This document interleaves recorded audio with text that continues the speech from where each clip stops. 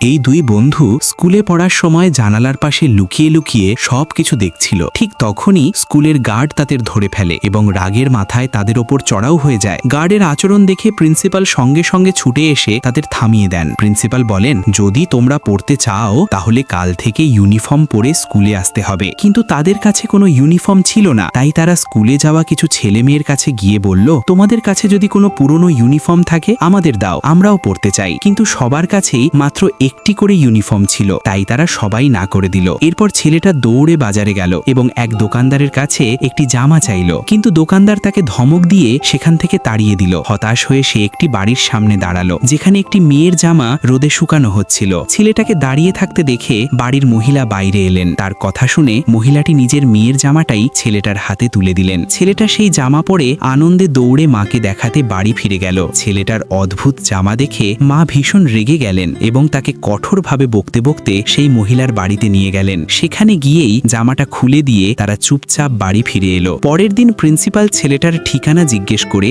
নিজেই তার বাড়িতে গেলেন। তিনি ছেলেটার মায়ের হাতে একটি ইউনিফর্ম আর একটি স্কুল ব্যাগ তুলে দিলেন।